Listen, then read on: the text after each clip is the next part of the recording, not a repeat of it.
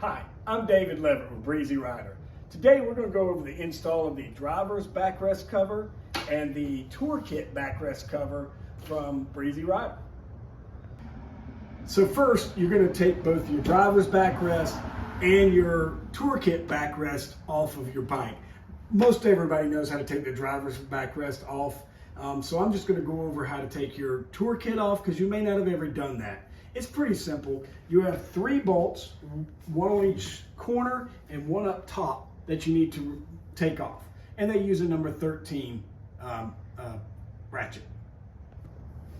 So now that we have the backs removed from the bike, we're gonna first put on the driver's backrest and then we'll do the toolkit backrest. The driver's backrest is very simple. It's just a zipper that comes to each other, so you're just gonna literally just slide it on to the backrest.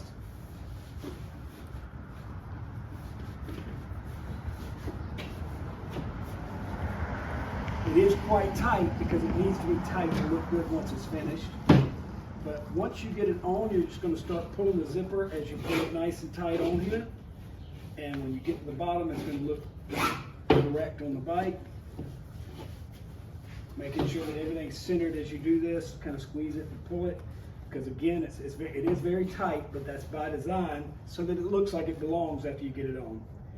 So you can continue to pull it down and zip it till you get to the middle where the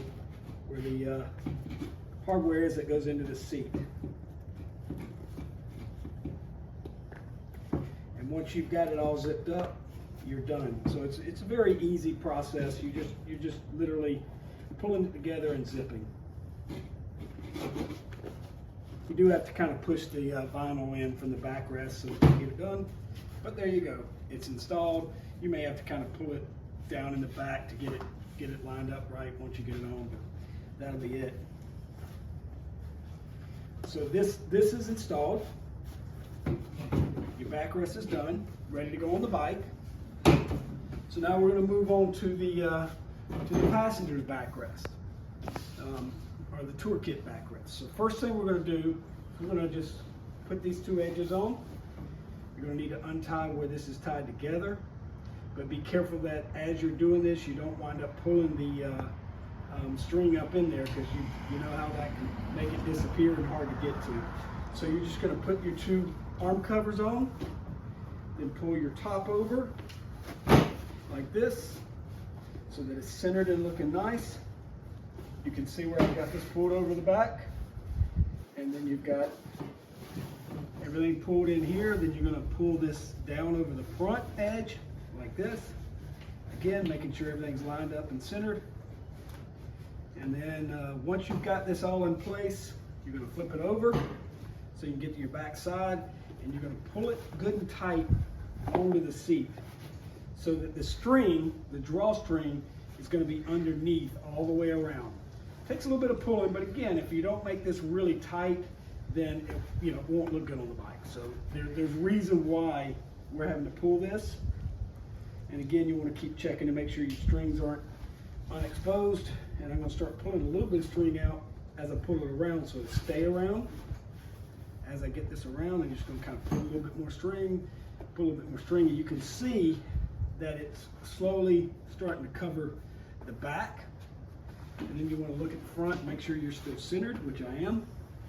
All the edges are where they should be. And I'm just going to keep pulling. I'm going to pull this good and tight on the top so it's around the corner, pulling in the string.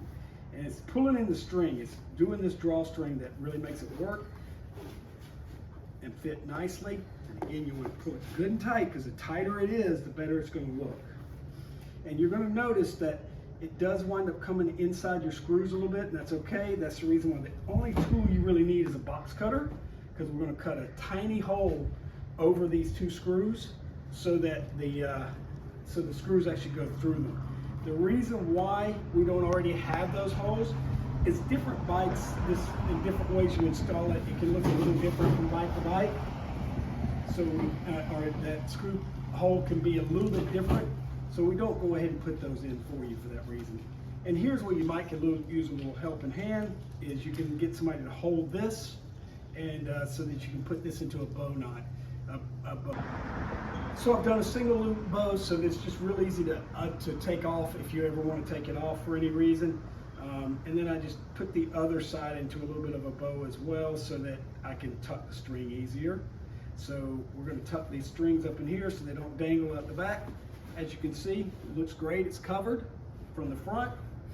And so now, so that we can put it back on, like I said, you can see that these are slightly covered by the screws are slightly covered. Now this one's close enough, I can get away with just pushing the screws over the edge. But usually you're going to need to cut it, so we're going to cut it for the video. Like I said, different ones tighten up a little bit different than others. So to cut this, you want as small a hole as you can possibly get away with. So I just take the box cutter, put it right on top of the screw, and I kind of go back and forth. Now here's where you learn how tough this material is. It's actually doesn't want to go through real easy. So you're going to have to cut it for a moment to get it in. And you're going to kind of push on the screw, and you're going to just get it to where it finally comes through, and it will come through eventually. Like I said, this fabric is very tough though, so it doesn't do it fast. I'm almost there. A few threads cut and I'm in. Again, this fabric is very, very tough. It doesn't like to be cut. And push some of the threads over because you want it really snug around the screw, which I have here. You can come up and give a close-up of that. So you can see it's really tight around the bolt, and that's the way you want it. And you're going to do the other one the same way. All right, so now that we've got these done, we can put it back on the bike.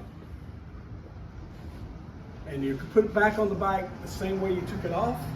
You just take your 3 bolts, push these through the holes. Your top one is on a lever, so it's a little bit harder to do, but you get that in there, and then get your bottom 2, put the nuts back on, and you're installed, and it looks great on your bike, matches your seat, and gives you that nice, cool feeling as you ride.